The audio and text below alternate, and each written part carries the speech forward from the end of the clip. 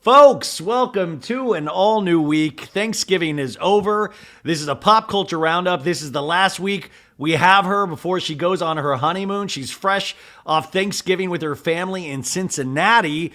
The one, the only, the host of Snarkbait, Sophie Ross Brooks. Welcome back, Sophie. Hi, happy Thanksgiving. Hi. Happy belated T-Gibbs, everyone.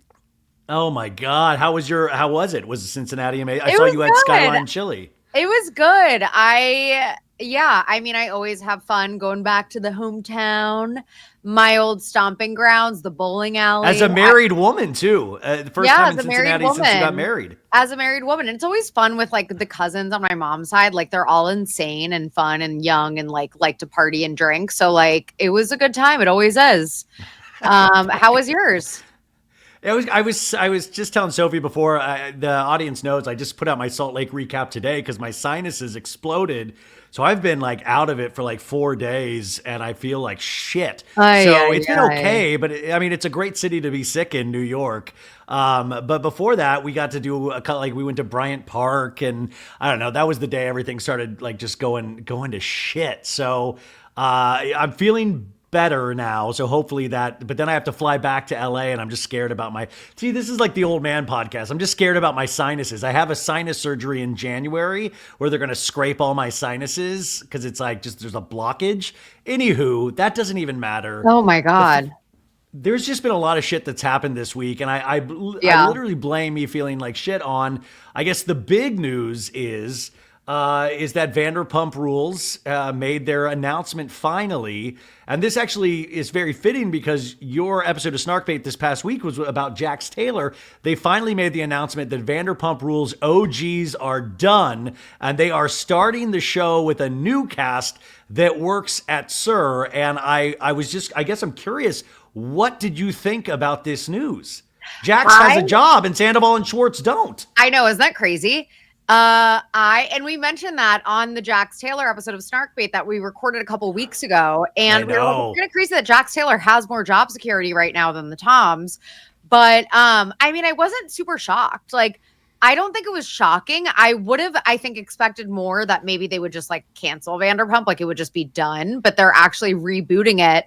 And I think what's hard about it is that you can never like capture that lightning in a bottle, like those like waiters that were like actually like wannabe actors and like really living paycheck to paycheck. It's like you're not going to be able to capture that again because they all know what the Vanderpump Rules machine is now, where if you end up on the show, you're going to become a Bravo celebrity and it's going to catapult you to fame. It was a simpler time in 2013 when all of this started. I mean, listen, I kind of knew. Social media has like ruined, in a way, a lot of. It's ruined everything. It's ruined reality TV, like the Bachelor franchise. It's like it's never going to be like a genuine, cast anymore. It's going to be these people that are searching for fame, which is fine. But I'm just interested, like, what kind of like wannabe influencers are going to be cast in the reboot? Well, yeah, in 2013, besides the Kardashians and like some housewives, reality show fame didn't exist in the way that it exists now. And Vanderpump Rules really rode that wave. And I totally thought, of course they're going to reboot it just because the name alone is worth money. So they're going to get another couple seasons out of just making money off the Vanderpump Rules name. There is a part of me, the more I think about it, that I'm kind of pissed off. I talked about this a little on the Salt Lake recap today because I was listening to Shenanigans, Scheana's podcast with Lala and Janet. And Lala, I just feel like I just wish that Lala had to face Ariana again and actually try to explain what the fuck she was doing in the reunion and the final episode. And I feel like Lala got off easy. Like Lala will never have to answer to Ariana. She'll never have to. I mean, in some ways, Lala was talking about like, oh, I knew it was a mistake to come back for season 11. I wanted to go out season 10. I just don't believe that. I don't buy that. I saw that clip where she was like, I told the producers, it's not going to be good. It's going to be a bad season 11. We shouldn't come back. It's like, oh, you were so smart, Lala. You really predicted the downfall of your main source of income. Like, shut up, idiot.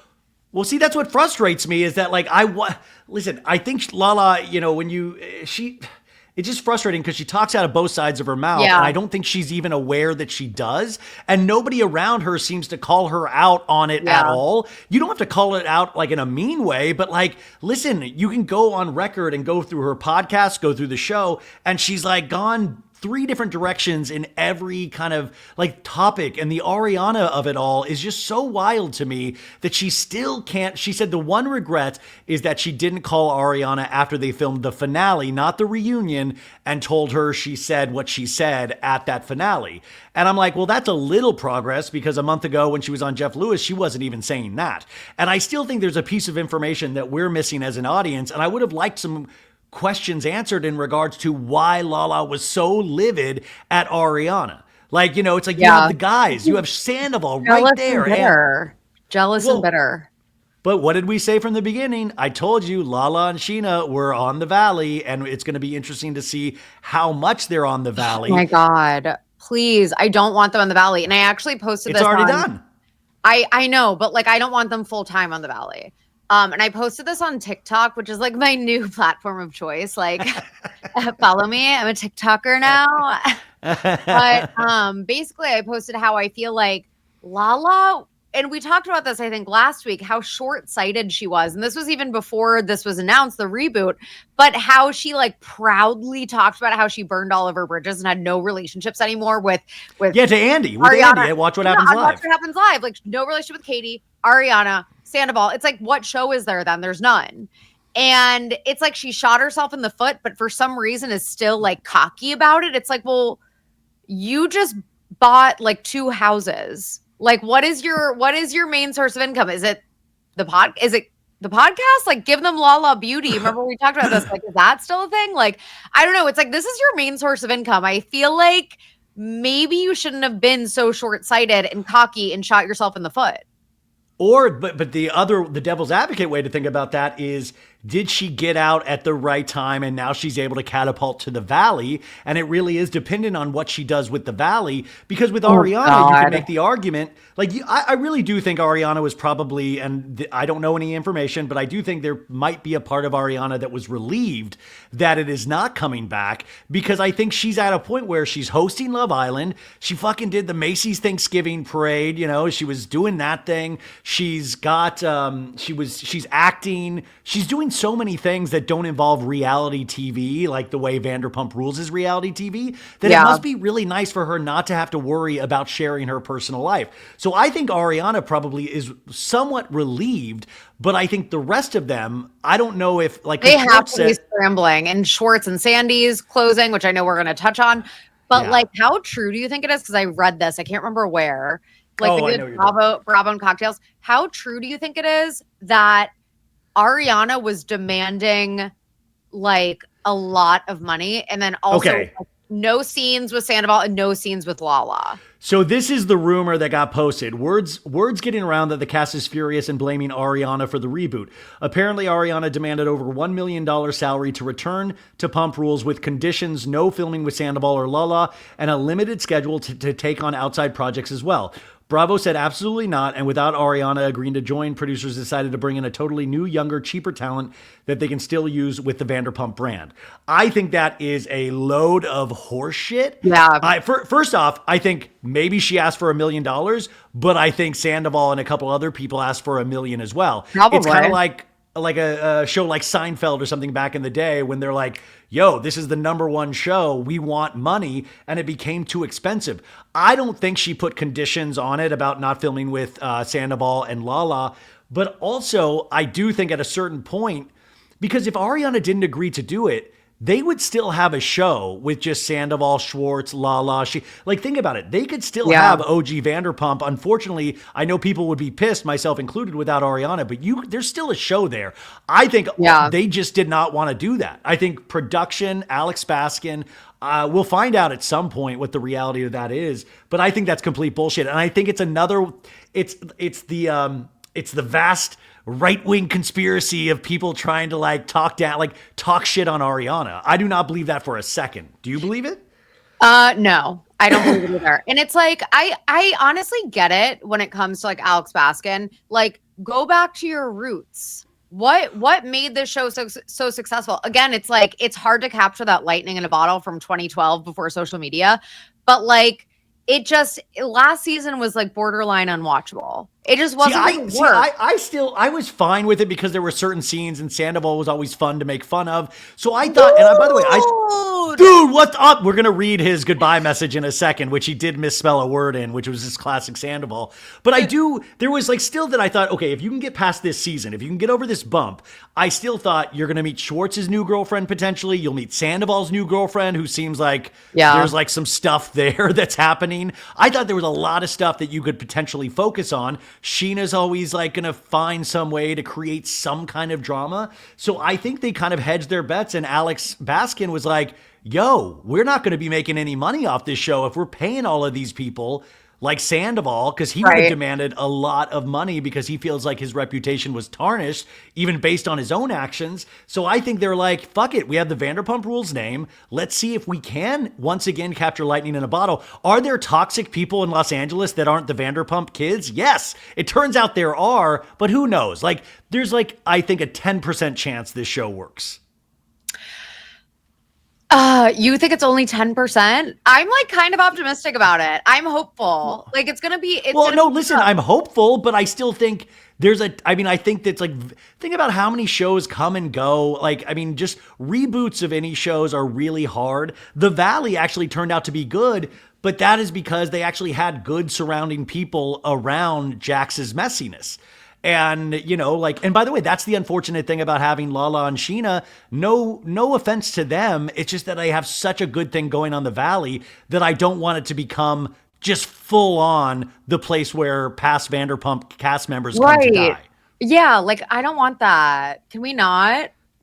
Well, I mean, listen, and by the way, it sounds like they have a really good second season. And Sophie, my prediction is, I keep saying this is going to be a big everybody rally around Brittany Cartwright, because I think Lala and potentially Scheana learned their lesson from not kind of rallying around Ariana. So I think it's going to be a girl power season, right? How convenient. Lala, again, gets just like, she doesn't get held to account. She just gets to do things over again. Like, oh God, I really can't. Well, did you see Lala. that? Did you see that rumor that there was also talk of her potentially at some point joining Real Housewives of Salt Lake City, Lala, because she's from Utah? Wait, is that for real? Like, I feel like that was it's not. Joke. Who knows what is? I mean, by the way, even that rumor I just read, or the rumor that said Vanderpump is shooting for 3 weeks in January, all of that stuff, like I was telling you guys, is like all bullshit. So, by the way, when people put out these rumors, sometimes they put out these rumors in hopes of like getting that buzz started. I would much rather see Lala as a housewife than I would on the Valley. I don't want any of it. None of the above. None of the above. I could realistically see her as like a friend of Whitney Rose's on Salt Lake City. What's going on, Lala? What's going on with you today, Lala? Are you healing today? But like that's about it. Like I don't want her full time. I don't want her as a friend of, but I can see it. Like I can see it because I know that her and Whitney actually are friends, and she is from Salt Lake City. Yeah. Well, a lot of these people are friends because they're all like the reality Bravo celebrity friend gang now. Right. That they're nice to everybody on these shows. So I'll be really curious. But see, that's the conversation to be had, is like a year from now or 2 years from now, and check in on everybody. So the timing of this, you guys, was that before they made the Vanderpump Rules announcement, the night before, Schwartz and Sandy's made the announcement that they're going to be closing their doors at the end of December. And so what I think happened was that they found out that day that Vanderpump Rules wasn't coming back. So then they decided, like, hey, if we don't have the show to keep mentioning Schwartz and Sandy's, what's the point in keeping this bar open? So they closed it. They also, Scheana allegedly on Shenanigans said that she tipped off Kristen Doute saying, make the announcement that you're pregnant early morning that day. So Doute got like a 5 or 6 hour jump start on announcing her pregnancy, allegedly with Luke, before the Vanderpump Rules news dropped that day. But like, why? I don't understand why she had to announce it. I guess, was it for the People magazine feature? Like she had to announce it that day? Well, listen, I think they were already planning on announcing, but they knew that this is all speculation. My point is I would have just waited until like, a couple days later. So, that storm has passed a little bit, you know? Well, they had the gender reveal today, actually. Brittany Cartwright, or today or yesterday, they threw Kristen and Luke the gender reveal party at Brittany's place. And she had cups that saying, "I'm just here for the sex." Do you get it? I'm just here for the sex. I don't but I think that it was going to come out. I don't know. I really don't know. I bet it's a male though. I feel like it's a guy.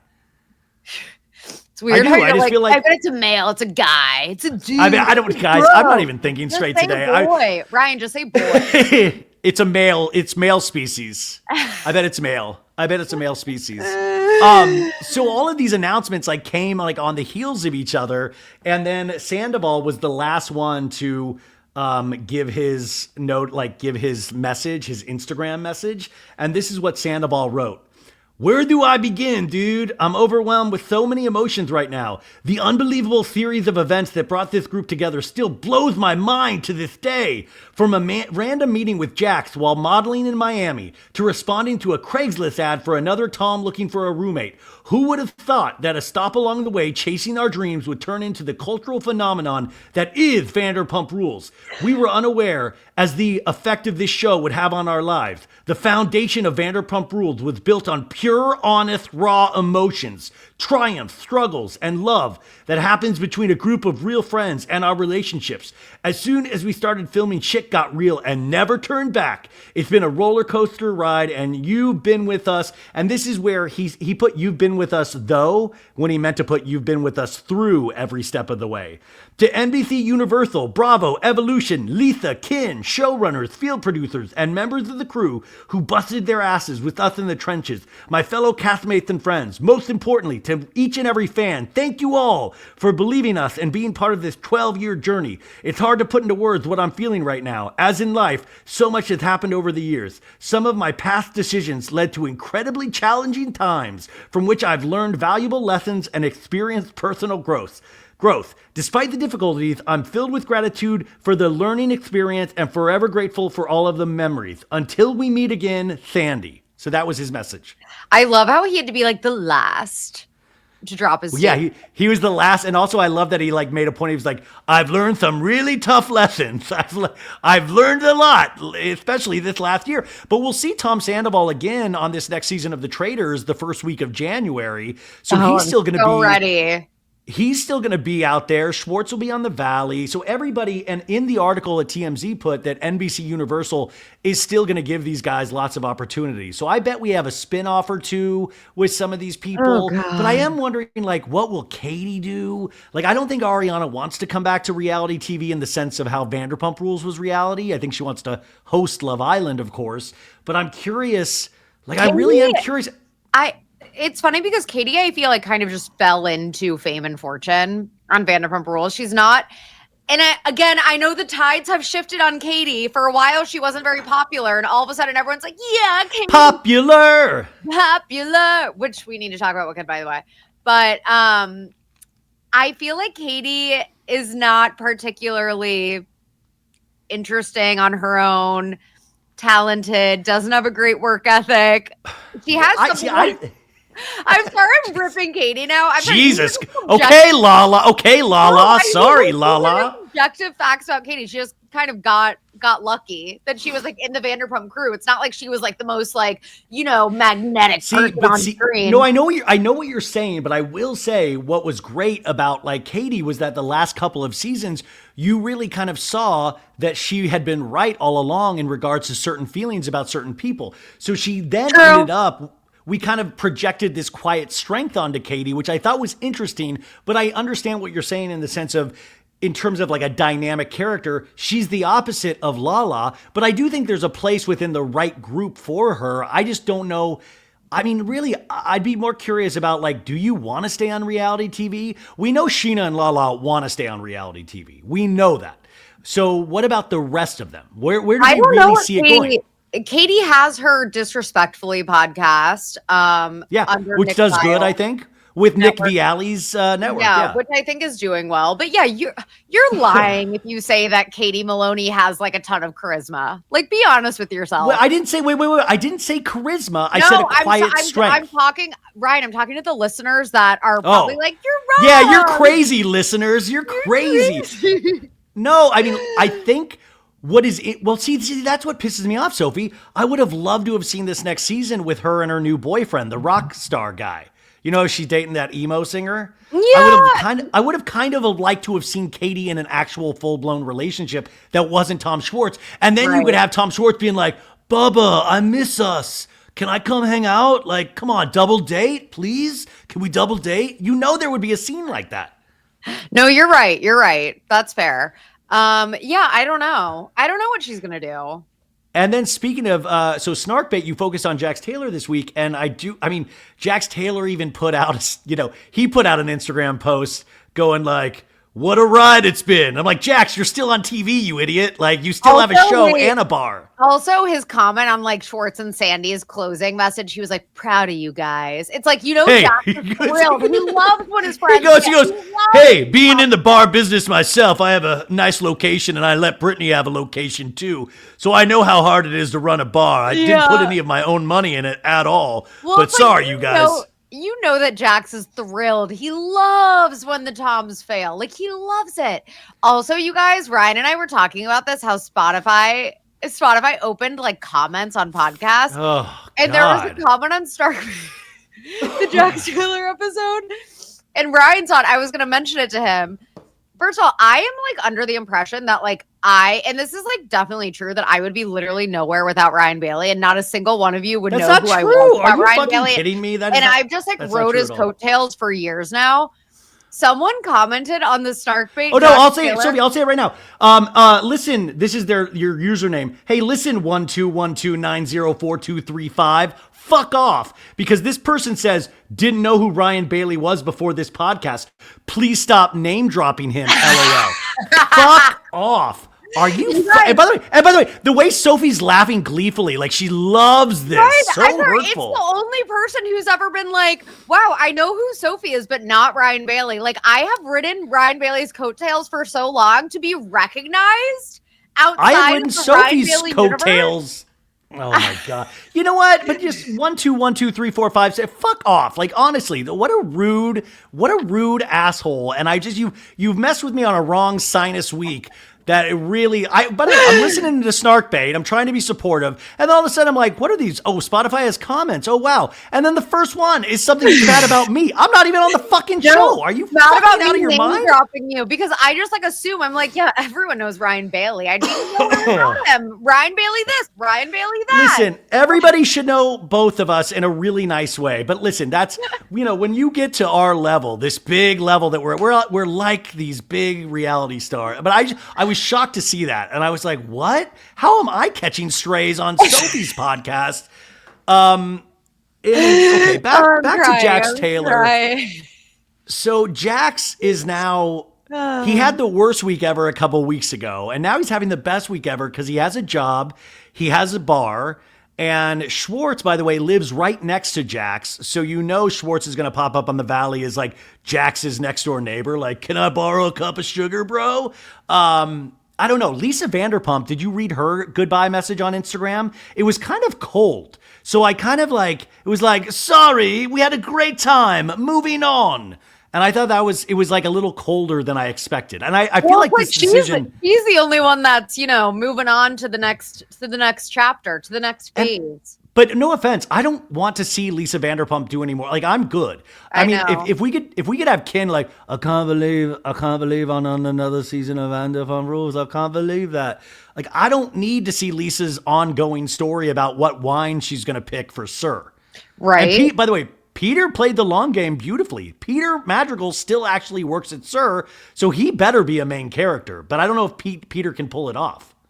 I mean, if the producers thought that Peter had leading man potential, that would have happened by now. What if Peter all of a sudden explodes And like by this time next year, he's like people's sexiest man alive. And he like completely like all of a sudden out of nowhere, it's like the year of Peter Madrigal. Like who? And we just never saw it. He's Like all the men held. Yeah. Going like this. And then it's like all like women's hands pulling at him. It's like Peter Madrigal. It's like me working out with RFK, how to get a beach bod for the summer, you know? He's like the Paul Mezcal of next year, you know, where it's like, oh my God, Gladiator 3. Do you remember when Peter directed that little movie with Sandoval on a green screen on top of a roof? And Sandoval's like, who knows, dude? This could be the next Avatar or something. Wait, speaking of leading men, and like, I know that I was just like, oh my God, we need to talk about Wicked. And everyone listening is like, shut up about Wicked.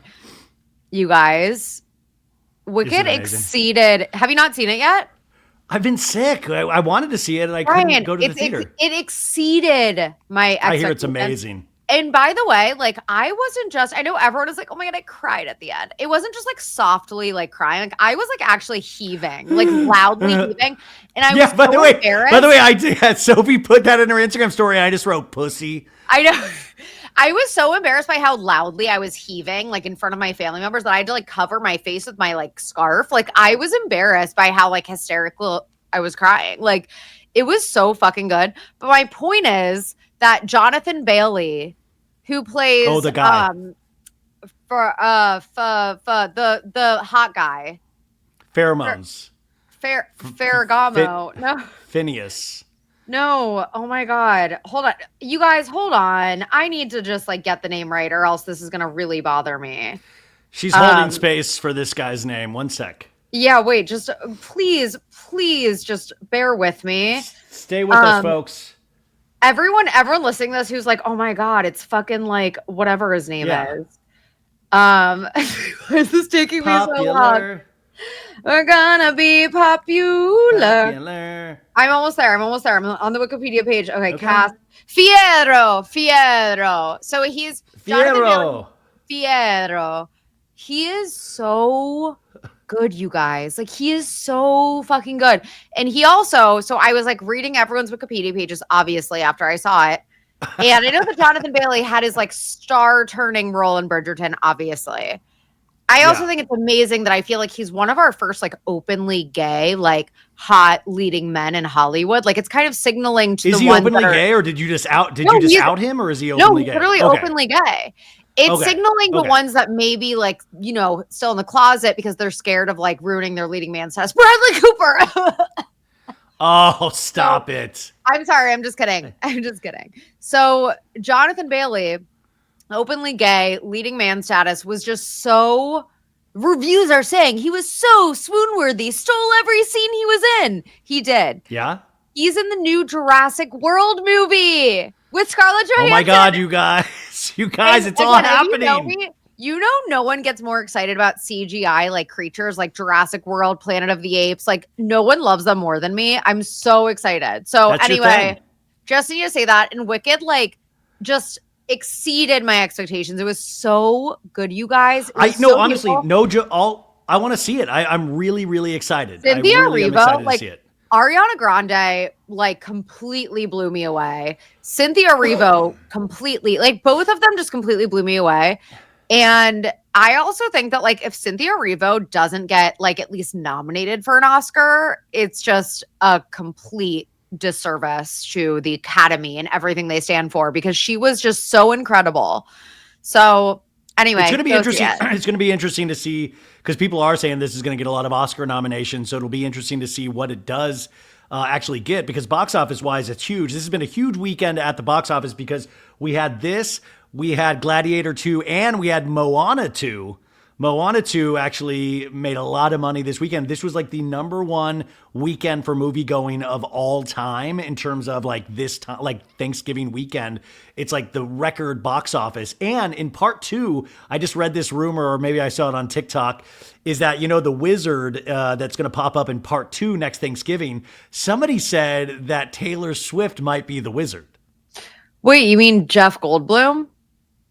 Yeah, but like, it's going to turn out to be Taylor Swift. What do you mean? I know the wizard is played like, I'm Jeff Goldblum. Hi, what's going on? I'm the wizard. Have another drink. Na, na, na, na, na. He has a really good like. I told you when I met Jeff Goldblum when I like first came to Los Angeles, and he was like, I was a stand-in, and he came up. He was like, "Hi, what's your name?" And I'm like, "Ryan." He goes, "Ryan." And he just said it all. And then he memorized my name, but he did that to everybody on set. And then the first day, like he brought this like beautiful girl to set with him, and he was like, "I bring a student from my acting class each day so they can know how it goes." And I was like, "That's so cool." But then each day it was like a different hot girl. Like it was never a dude. It was only hot girls. And so his acting class that he taught must have been all hot girls. And Jeff Goldblum would like sit to the side, like in between takes, and he was reading this play, the Spoon River Anthology, and he would like read, and he would act like he was smoking a cigarette, and he'd be like, he would like be crying to like, he was always like doing something actory. He is an amazing dude. Like I'm obsessed fixated on him. I'm obsessed with him. He was great.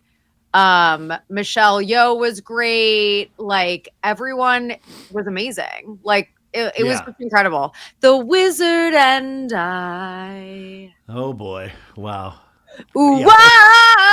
Oh, okay. We got it. Yeah, you hit that note. You did it. Did Henry go with you? No, it was a girls' day. The boys stayed back, but I was like, Henry, you would have loved it. And he was like, I've heard enough, because I was just listening to the album like nonstop before I saw it, just on repeat. I still am. Like, was he a lot? Was he cool?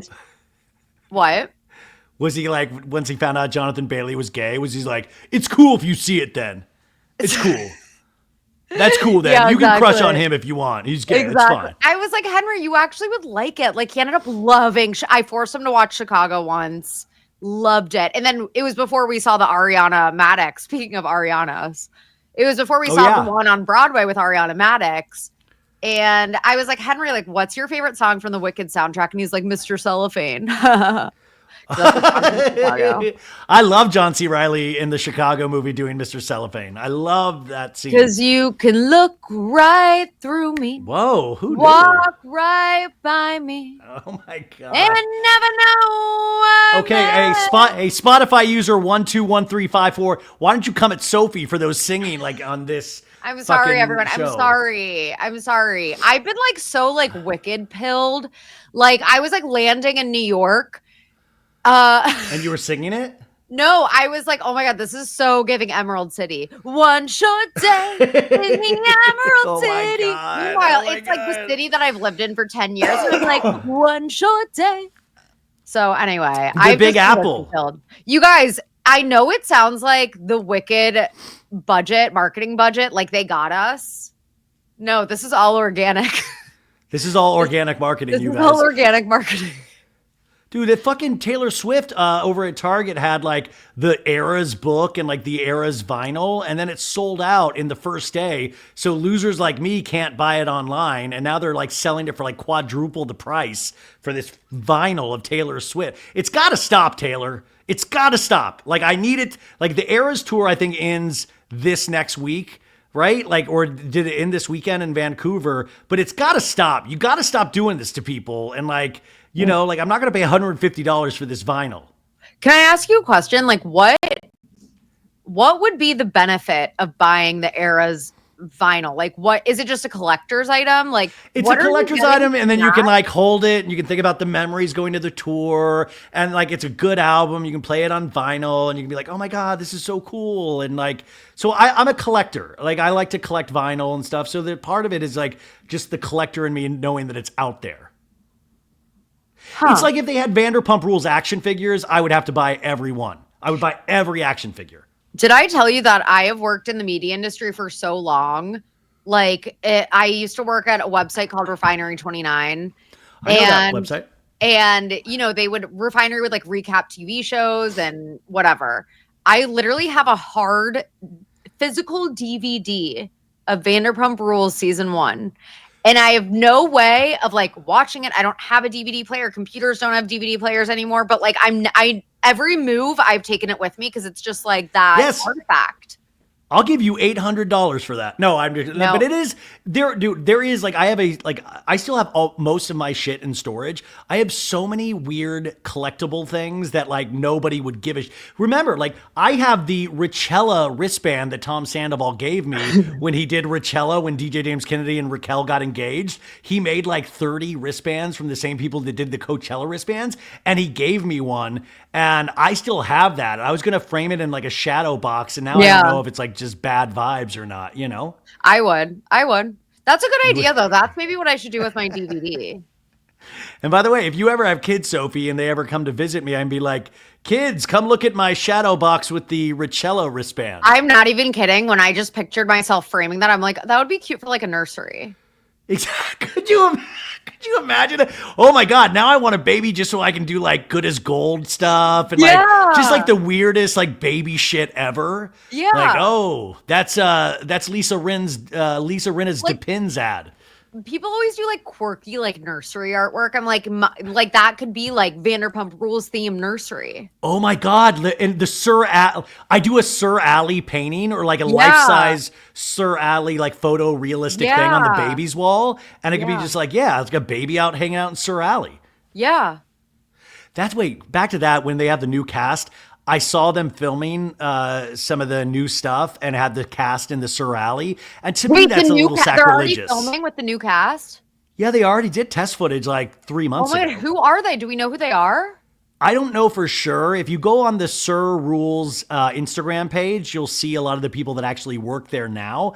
And I was like, I don't know if any of these people have star potential, but I don't know if I would actually think that about anybody in the first cast without knowing them either. You know, they just look like people. And I kind of like that none of them look like insane modelly. Yeah, do they have like Instagram, like Instagram followers? There's no Jonathan Bailey's in there, but I mean, I didn't really go through them yet, but I'm sure the formal cast announcement will be made soon. But they have to be making this so cheap. The new girl on Summer House this past season, Lexi, already had a million. She already had like 1 million followers, which people are kind of just like, oh, not another influencer. So I'm just curious, like, what their social media presence is. I think it's like they genuinely, a lot of those people like work there and potentially are struggling. Speaking of Summer House, Lindsay Hubbard should be giving birth this week. Yeah, she's like doing like eviction walks and stuff like that. Like she's trying to. She's eating spicy food and all like crazy.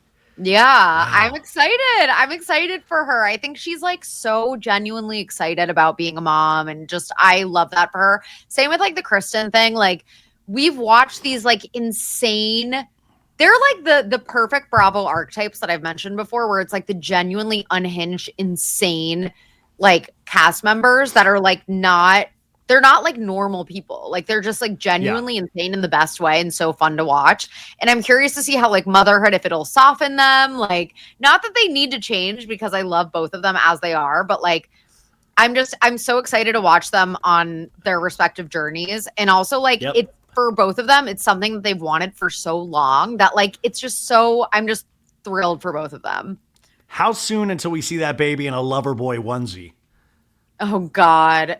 Kyle fucking wishes. Kyle wishes. Like, he wishes. Did you see at whatever it was where he like dissed Craig? Oh, I mean, a long time ago? Oh, no. On the Watch What Happens Live this past week, because they said, what's the difference between you and Craig? And he goes, I actually run my business. Yeah. Yeah. And you could see Amanda was like, oh God, oh no, oh no. Well, this Thursday, you guys, we have the premiere of Southern Charm.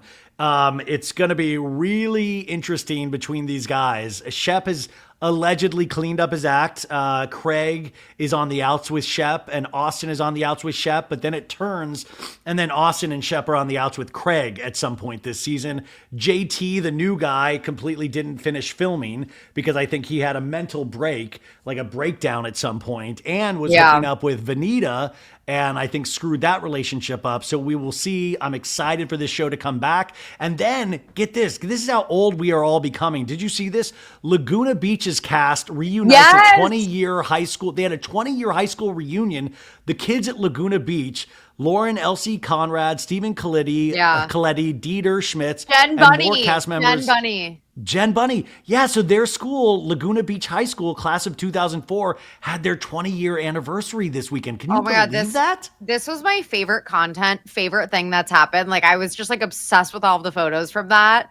It really like takes you back. And like, what an iconic Laguna Beach. It was like LBHS class of '04. It's like, name a more iconic graduating high school class. Like, oh my God, just so iconic. I love that they all went. I love that they all went. And I'm just shocked that MTV didn't try to film it. But I guess MTV just does ridiculousness now these days. But like, I love that Lauren showed up. I love that they all showed up and they all seemed like pretty happy to be there. And that made me feel good. Let the rain fall down. You know, no, keep going. Wow. You really are in your musical era. I'm sorry, guys. I'm so sorry, everyone. Okay. This is what I want you to do a Snarkbait episode on. Sorry, I just got a cameo request from Carly. Sorry. Sorry, 1 2 1 2 3 4 5 6. I'm never gonna. By the way, I'm gonna go to sleep just like wishing 1 2 1 2 3 4 5 6 from Spotify. Oh, really bad. Wait, it's so funny because really bad week. Ryan, if you read like our reviews or read any other comment in the world, it's like, I discovered Sophie on So Bad It's Good with Ryan Bailey. I love them together and like blah blah blah. And I love Ryan Bailey. It should be all positive and nice instead of this asshole. But that's how it is.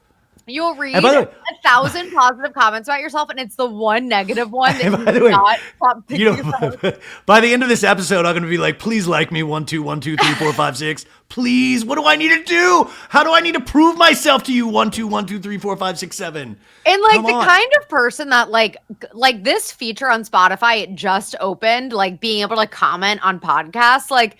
I fear the people that have already started using that feature. Like, what kind of like. I love it. I fear you. Like, what kind of person is already like, oh my God, this feature, I'm just going to comment right away. I know it's I don't know. It's weird because I want like a relatively positive environment, but at the same time, I do make fun of reality stars. So, you know, I guess I know. It's like we dish it out. I like to think that I'm able to take it. I can't take I've said it from the beginning. I can't take it. I literally, you guys, I will hurt myself if you guys are mean to me. Like I will this December will be a really bad one for me. Okay, this is what I want you to do a Snarkbait episode on. Okay. I went down a rabbit hole while I was waiting for you this like an hour ago. Is that did you see this where Gwyneth Paltrow and Chris Martin's daughter, Apple Martin, she did this debutante ball. Did you see this over the weekend? No. Oh my God, but now I want to look. Okay, so Apple Martin, she did like all of these like rich kids did this debutante ball overseas at this Parisian. I did see this. Oh my God, she looks like stunning, obviously. She looks stunning, but there's video of her pushing this girl out of the way to do a pose. And I'm sure it's joking, but then that led me down a rabbit hole of looking into Apple Martin. And then I stumbled upon these TikToks. So take this with a grain of salt, saying that back in the day, she got kicked out or left Harvard Westlake School because she bullied somebody. Yes, I have heard that before about her, that Apple Martin has always been like a huge bully. And it's not like surprising. Well, to me, I was just like, Chris Martin, all Coldplay is all about like loving you and Yellow and Smooth and all of this stuff. And then if Apple Martin's like a fucking bully, like to me, that would be what? And then this debutante video, she's kind of pushing this lady girl out of the way. And I'm like, oh my God, I fear Apple Martin now. Is she a complete bully? She got potentially kicked out of Harvard Westlake years ago. And they said there were like racial slurs said, allegedly. And she they bullied this student or somebody, and like, just go look it up. But anyways, I feel like Snarkbait, I'd be more curious for you guys to do the heavy lifting. Wow. That's an interesting one. There actually is one that I bolted awake in the middle of the night the other night. And I was like, oh my God, we need to do a Snarkbait episode on Rinna's daughters. Oh my God, Amelia Bedelia. Amelia Bedelia and not Amelia Bedelia. Yeah, that's what I call him. Yeah. It came to me in a dream. I like bolted awake in a cold sweat and I was like, write this down. Sophie, it's me, Lisa Rinna. I'll kill you if you do that. Apple Martin. Lisa Rinna. I'm eating Harry's Bolognese tonight. I just look at this video though, you guys, and tell me, because Apple Martin looks stunning, like a beautiful girl. But I just thought then I was like, oh my God, because Gwyneth Paltrow kind of reminds me of a younger generation's Martha Stewart in a sense with Goop. And then it's like, does that mean Gwyneth Paltrow's like an asshole as well? Like it sent me down a dark path. I mean, I don't think that any of us are looking at Gwyneth Paltrow like she's like this arbiter of like kindness and, No, like I know, but if you have a vagina candle, I would think you'd like were somewhat nice. She's definitely woo-woo. Yeah. But like I feel like in a cunty way, Yeah. God. But then Chris Martin seems like he's like all positivity. And then Chris Martin was with Dakota Johnson. And then it was like, did Dakota Johnson and Apple Martin get along? Or were they like snarky to each other? Wait, they're still together, aren't they? I thought they split up. Didn't they? I think they're still together. Oh, I think they split up and then it like got said that was not true. Yeah. Oh God, too much happening, you guys.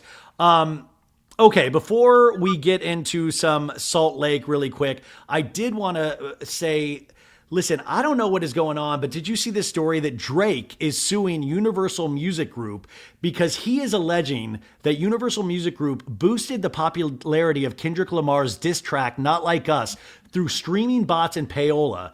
And he says, so he's suing his own like music group, saying that they went against him and that Not Like Us, the Kendrick Lamar diss track, is not nearly as popular as the streaming sales say they are. But I'm sorry, like even my dad knows Not Like Us. Like I played Not Like Us this week.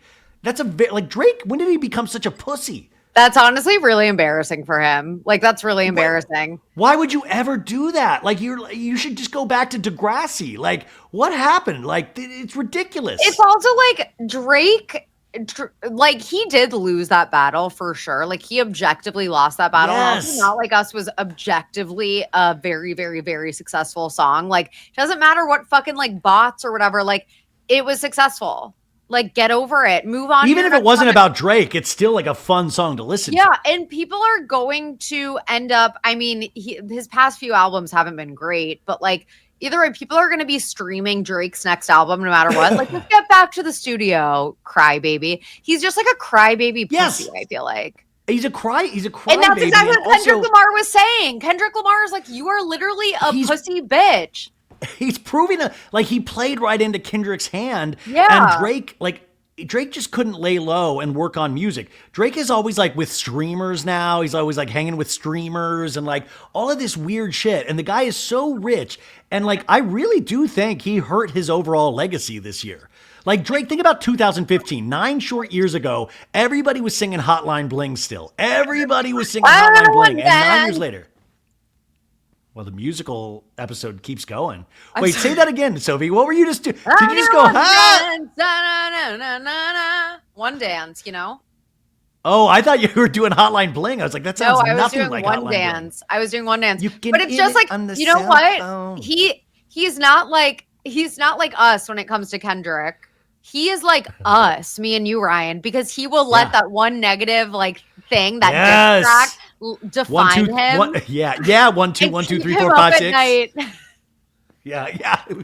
Well, they said that Drake did this though, so trying to prevent Kendrick Lamar from playing this at the Super Bowl, because Kendrick Lamar is playing the Super Bowl and he is scared about being humiliated at the halftime show when Kendrick plays Not Like Us. Now, Kendrick just released his last album a week ago, GNX, which sold really well. And they're also saying that there's a surprise second album that's going to drop within the next couple of weeks. So Kendrick is just getting warmed up, and Kendrick is like one of the winners of 2024 and Drake is one of the losers. Yeah, totally. Totally, dude. He's just so fucking sensitive. Like, it's so funny. I mean, like, so are we. But Sophie, I mean, listen, I was like, yeah, but he's a millionaire. I'm like, yeah, we're not millionaires, so I guess he's a pussy though. Hey, come at me, Drake. What? I bet Drake does watch reality TV. I bet he does get into he for sure watches Salt Lake City. He's like, oh my God, Mary Cosby looked fierce in that Fendi. Lisa Barlow totally stole that from Mary Cosby. Did you watch Salt Lake? He's like Bronwyn. That's a slay. Damn, Bronwyn, you rocking these looks. Dude, Todd better keep an eye on you because Drake's incoming. I watched like the first half. I like am behind on everything. You didn't see the final scene? I saw the final scene with Mary Cosby and Robert Jr. because I saw it like on Twitter. I just didn't have a chance to watch any full episode this week because I was just like busy with my family who loves me. So like that's rumored, by the way. That's rumored. That's not actually fully true. So yeah, I did see that very powerful like Mary Cosby scene with her son, and it was, But what I was talking about though, like Housewives always try to like if you're real like that, I think the audience completely gravitates to you and empathizes and rallies around you. And so many housewives and reality stars do everything in their power to hide the truth. And if you like, just tell the truth. Like I know it's hard. I know it's embarrassing. I know there's some shame attached to it, but that will help people overall. And I think the audience is kind of blown away. You're like, this is why I watch reality TV. That show can get insane. But if it has a couple of those like really strong moments, like that Mary Cosby scene, it really blew me away. I mean, it's very sad. That's what you should be signing up for when you sign up for reality TV. Robert Jr., on the other hand, I know that there's some like, well, he couldn't really fully consent to this because he was under the influence of drugs. But on the other hand, people are like, well, maybe this is the wake-up call that he needed, and he wouldn't have been, woken up to the fact that he has a problem if he wasn't I don't know. No. You're right, but I did this Salt Lake recap today, and what I tried to explain to the audience is that he did consent, but remember, this is an issue that he and Mary have known about for years now. He has already had 3 home confinements. He's had to wear an ankle monitor. So this wasn't the first time that Mary has had this conversation with her son. So it was really brave of him to agree to do it. But he's been in trouble with the law the last 2 years, and Mary Cosby is well aware of the issues with Robert Jr. It doesn't take away from the power of that scene at all, but this was not the first time Mary Cosby was hearing that information, nor was it the first time Robert's told that information. It's just the first time that we've been able to talk about it honestly on the show. Yeah. But did you see that Ali Shapiro, Jill Zarin's daughter? Yeah. Did you see how she was like, hey, as someone who was a housewife kid, like, I don't think this should have aired. She also, by the way, recently broke off her engagement that like just happened. Oh, so I've been following Jill Zarin decorating Allie's new studio apartment. They got into a fight because Allie wants a couch and Jill says she doesn't have room for a couch. You have enough places to sit, Allie. You've got the little table and you got the bed. You don't need a couch in here. You can't fit it, Allie. God, you so need a couch. I'm sorry, you need a couch. Have you seen the space? Go on TikTok. Look at the videos. She doesn't have room. I've seen it a little bit, but as someone who lived in a studio for a really long time, like you need a couch. Make room, I agree with Jill on this one. I say no couch, but I understand what you're saying, but I think that's the trade-off of reality TV is that she agreed to do this. So you've got to tell the truth in these situations. And also the thing that I don't understand with the other ladies is these other ladies will dig up dirt on each other, like the Alibaba with Whitney and Meredith. But like, this article and these articles about Robert Jr. have been out there for years.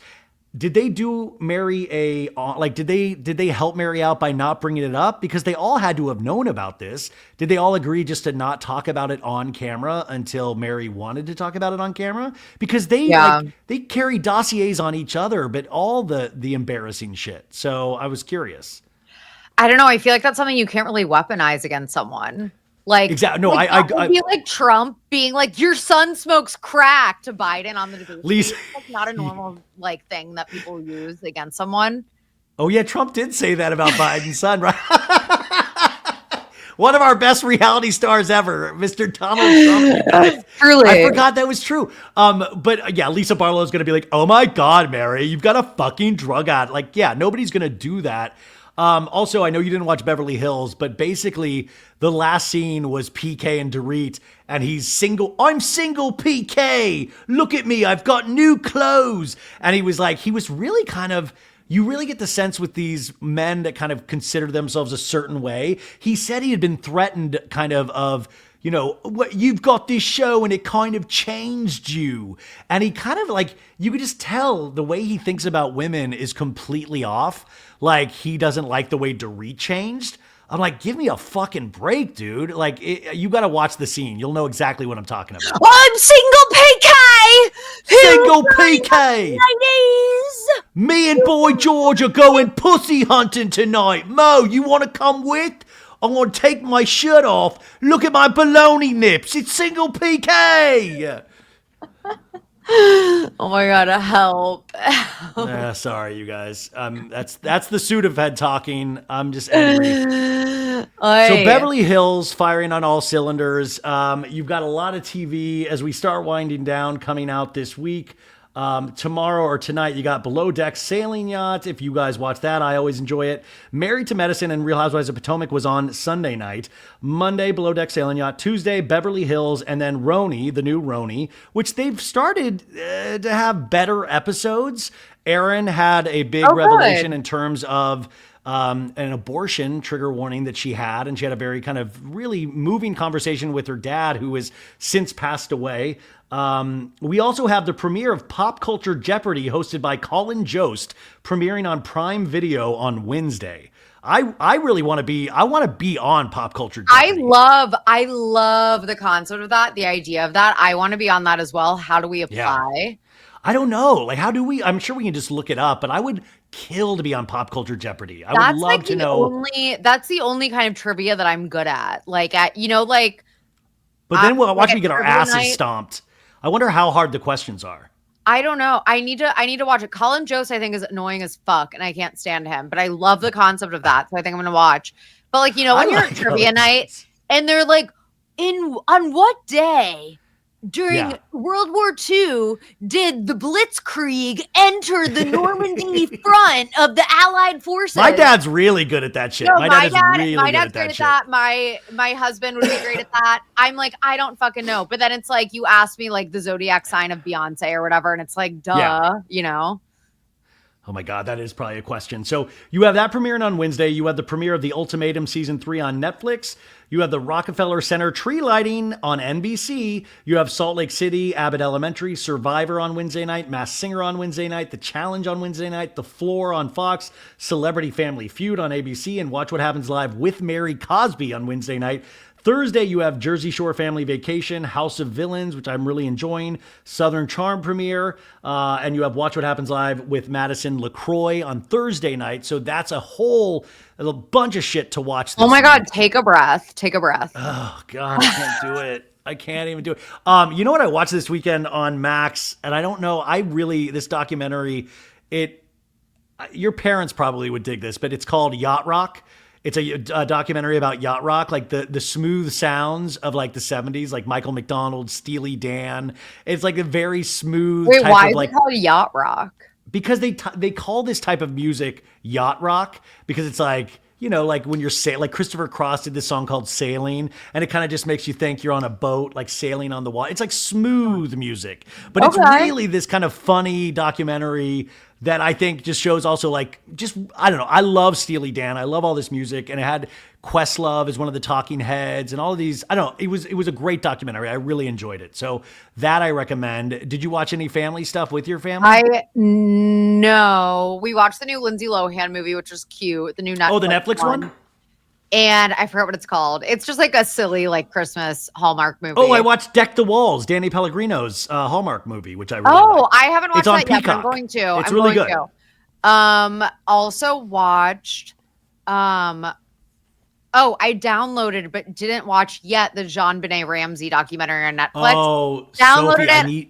I heard that it doesn't really answer anything. It's so one-sided. I watched all 3 episodes. This is really this was really frustrating because I like the documentarian, but it's very sided towards that the Ramseys had no involvement. Burke has no involvement. And they left out so many key details of the actual case, like the pineapple that was sitting in JonBenet's stomach. Yeah. There were so many, if you actually dig into the case, this is really one-sided in a very weird way because it's done matter-of-factly. And I even watched the 3rd episode and I was like, God, yeah, they didn't really have anything to do with it. But then I'd read and watched so many JonBenet's things over the years that I'd forgotten about that I went online and I was like, oh, wait a second. This documentary is full of holes, full of holes. Yeah. And apparently they leave out how damning the long rambling ransom note was. All the details around that really incriminated the Ramsey parents. Like we are a foreign faction, and put like the exact bonus money in an attaché case. Like they use words like an attaché case, and it's literally, it was fucking the mom's handwriting. The mom's handwriting. I was gonna say when they made the mom Patsy, is that her name? Patsy Ramsey or Patty Ramsey. So when they make her do like the sample, writing the exact contents of the ransom note, it's like the same handwriting. It's like actually insane.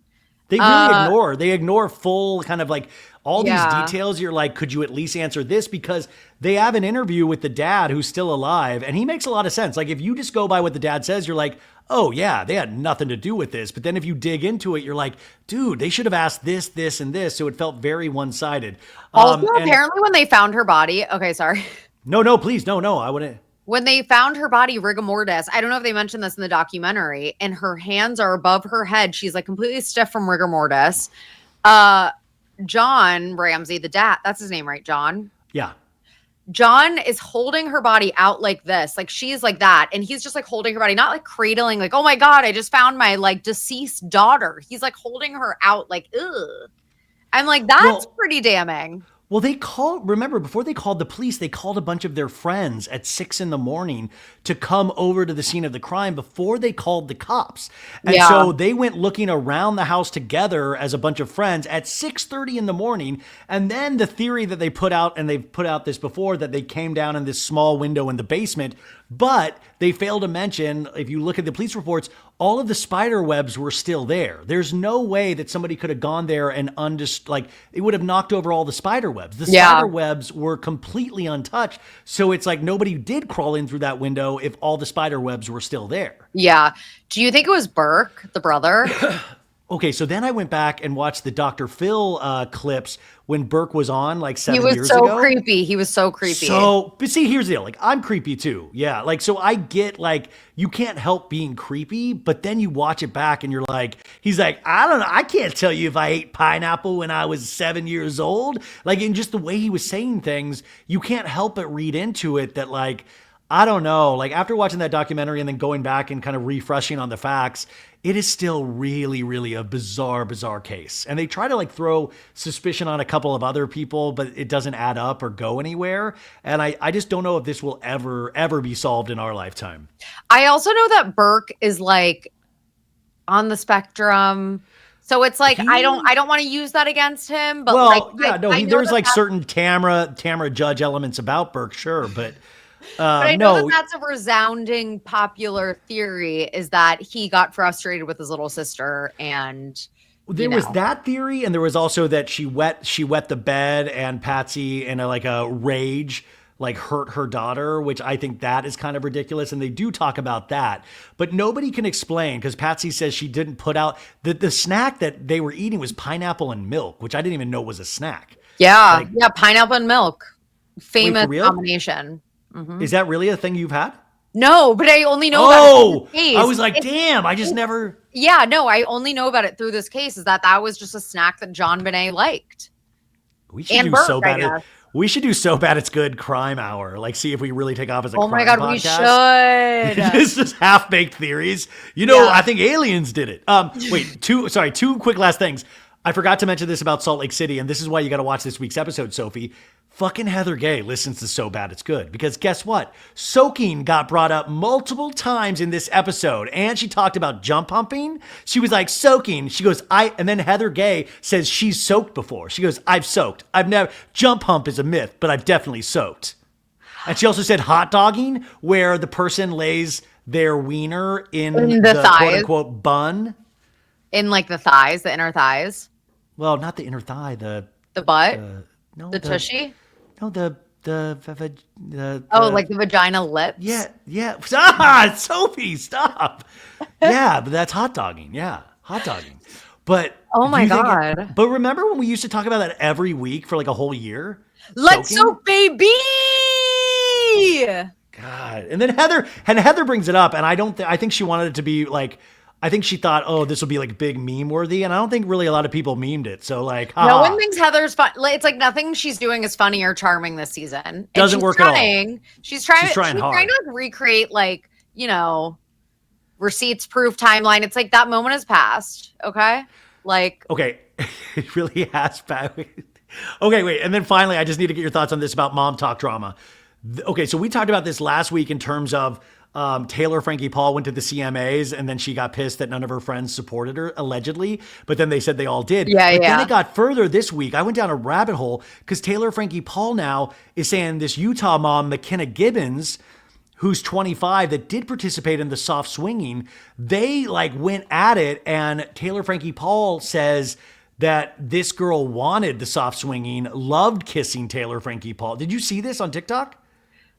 No, I missed this. Dude, this McKenna girl is like, I've never, like, Taylor Frankie Paul was saying that literally, like, she soft swang with this McKenna girl, and this McKenna girl's husband, they have since split up. And there's all these, like, Taylor Frankie Paul was like posting screenshots of this girl going, I never want to stop kissing you. And then Taylor Frankie Paul said all of these girls, she was like, oh yeah, you wanted to stop. We had already planned the next vacation. We already talked about boundaries. We already talked about this. And this McKenna girl isn't even on the show, even though she says she's been offered it many times. But now I need her on the show because Taylor Frankie Paul, and then she's like eating Fruity Pebbles in a scene to like get at that one Mormon mom that had the Fruity Pebble thing. You know what? Like Taylor Frankie Paul is coming, like it's insane. But she's saying these girls liked the kissing way more than they're letting on. But that's what happens like with repressed religious cultures, right? Yeah. Is that then like you start getting a little wild, or you have like a cider, a hard cider,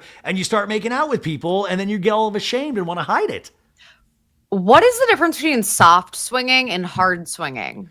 Soft swinging, thank you for asking, doesn't involve putting the penis penetration. into the vagina. Yeah, no penetration. Yeah. So it's like kissing, feeling the boobs, that kind of stuff. You know what? Like that seems pretty harmless to me. It is, but these are adult people that didn't have that phase in high school. Yeah, like, you're right. They didn't have the dry humping phase, so now like they going to second base in the closet. Yeah. And they all got married at 18, so they didn't have any of this experimentation, and now they're all feeling like guilty and crazy. And thankfully, Hulu's doing like a 20-episode second season, so we'll see where it goes.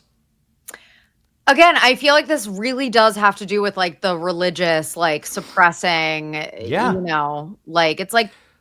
I don't want to get, I know this isn't really crime hour, but like priests, you know, Catholic priests.